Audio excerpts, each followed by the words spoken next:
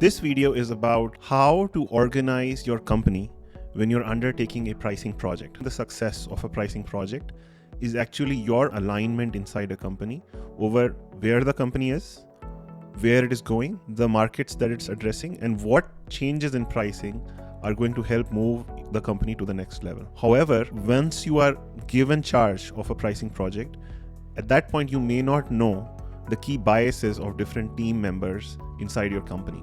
This video aims to illustrate the type of biases people carry. So sellers are going to always have a very recency bias about pricing. They're going to always give you the feedback about what happened last quarter. They're only going to remember the deals that were closed that were the most impactful deals in their patch. They may not remember what happened in the last 6 months or the last year. So seller feedback is always to be taken with a grain of salt. At the same time, they're actually the closest to the ground truth. If something hasn't been working for a long time, they will be able to tell you that as well. But you really have to do a lot of seller interviews and ask your most experienced sellers for their input. If you don't do that and you just about ask any seller who is not very experienced at your company, this is where the common refrain of our price points are too high comes in, because it's inherently tied to them being able to move an opportunity forward. And they may be getting objections of pricing, which are not even true objections of pricing. There will be objections of being able to differentiate. But your CEO is also going to be biased about pricing to their own detriment.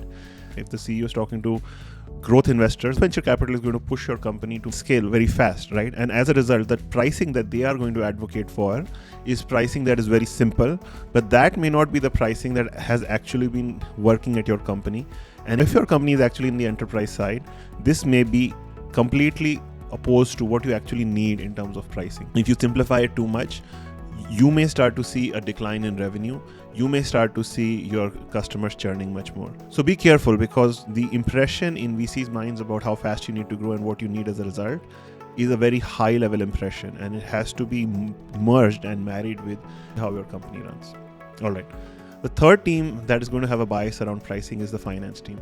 This is going to be a lot around margin, right? Finance really cares about margin, especially in today's high interest rate environment. They care about margin. But they may care about so much about margin that they may not even improve how margin is computed. How much your cost of goods sold was last year is going to be different as you're scaling, right? Like on a per customer basis, you have actually more and more margin if your infrastructure costs and your investments have not increased. If finance does not update their margin calculation, they may be saying, hey, we think we have a 90% margin and therefore we should not discount more than a certain amount. I have personally had my finance team revise these calculations to find out the actual margin was around 97%, to everybody's happy surprise, right? So they're going to have a more of a cash and margin bias, which is okay. And that bias is fair, but it needs to be tempered with growth expectations, revenue expectations, and so on.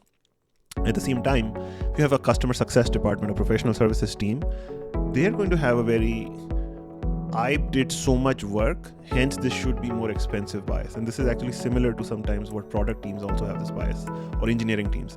This took me so much effort to build, or I had to deliver so much service to these customers, and hence we should price higher, which inherently is the bias on costs. Like I will price based on cost rather than the value delivered. Something may have taken a lot of time to deliver for the customers and yet be perceived by customers as table stakes. Therefore, what input you are putting in to create something, either from a product standpoint or from a service standpoint, has only some relation to the end value perceived by the customers. And there are services and product features that you can build that are going to have a very high value perception by the customers, of which it took you very little effort to build. So these are some common biases across the product and customer success teams, across the sales teams, the CEO, across finance.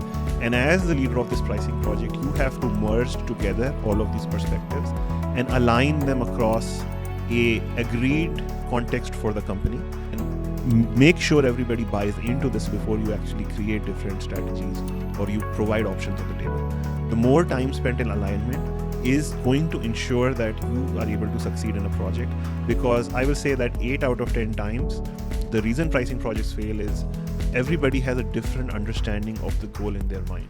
And a project may be 6 months down the road and you may not have made any progress because there hasn't been alignment.